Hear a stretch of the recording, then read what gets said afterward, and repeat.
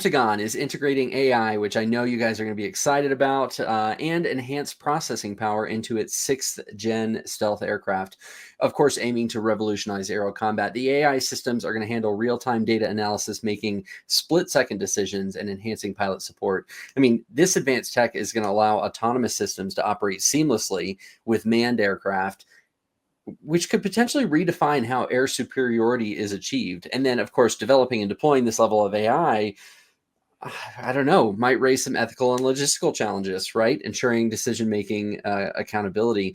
But if successful, the program itself, I think, will set a new benchmark for how technology is shaping the future of global air combat.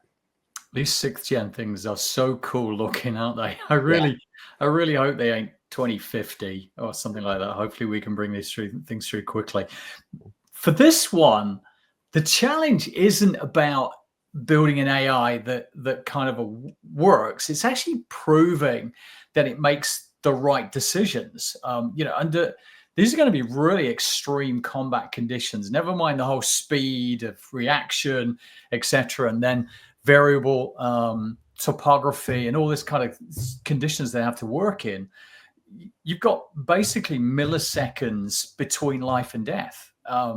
Without absolute confidence in an AI-driven engagement, the human pilot, I mean, I know I would if I had the great joy of getting up there in a 6th-Gen fighter, and military command are going to hesitate to rely on it, undermining really its entire purpose. So it's a confidence thing for me on this one. Are you really, really going to trust that AI to do this?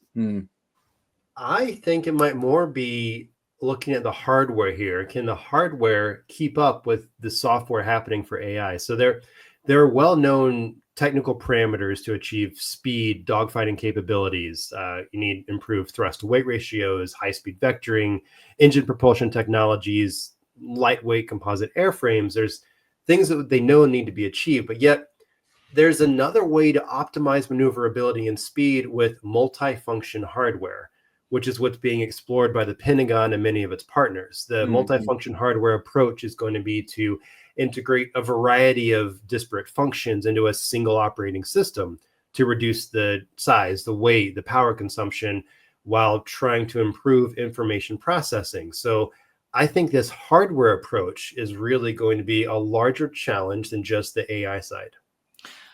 I kind of really want to talk about all of that stuff. That's really, I mean, just what's going on the hardware side is amazing, frankly, of how they're evolving.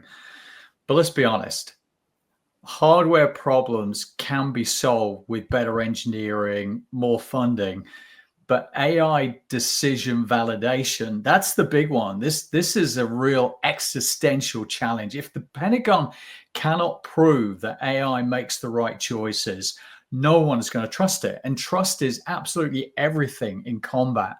So if a pilot or a commander hesitates because they don't fully believe the AI, then to make that right call. The real problem isn't whether that jet has enough processing power. It's whether that power is making smart, making accountable, and making legally justifiable decisions. I mean, you have a strong point there, and Sarah Connor would certainly agree that and we look at recent cases, and the self-driving cars in Austin making bad decisions, right? So you've got to have the decisions correct. That certainly has to happen, but you've also got to have all the hardware working correctly for those decisions to matter. This might very well be another case where our two problems kind of go hand in hand with a solution. This is a chicken and the egg sort of argument here. So maybe both are needed. It could be a tough shell to crack without just scrambling everything. Yeah, to your point. I mean, it's the old Phoenix thing, as you say, the Waymo thing. If the AI is great, but there isn't actually a vehicle to drive it in, then it ain't going to work either. So yeah, the two come together. So what's the critical thread solution? I think the AI decision making, which is the biggest confidence issue for me, you need to have that traceability on that AI decision making process. You've got to make sure it's a repeatable thing. It's a scalable thing. Make sure that it's explainable using, I would say you're going to bring in a digital twin on this as well. And as much as we're all talking about digital twin, for me, that's the only way to truly test this, because you can't really kind of throw them up there in with a pilot and say, go test that one out. You've got to get this digital twin running. So a high fidelity combat simulation before it's deployed. So you've got to have your requirements gathering, your traceability. You've got to have your simulation, your validation in place to make sure that you're really building up confidence in these AI decisions. And you just touched on it here, but in order to even know, are we making the right decisions, that requirements gathering is huge. Like what qualifies as the correct decision, which is a whole other question that might have to be answered too, is how you figure out how we're mapping all this together. And then even using, you're talking about, we're building a solution that has, or that's going to use AI for these decisions, but you can also use possibly, AI to help actually make all this happen as well with some of the smart factory solutions. Yep, absolutely. Yeah, you've got AI optimized chips that can be that will need mass production.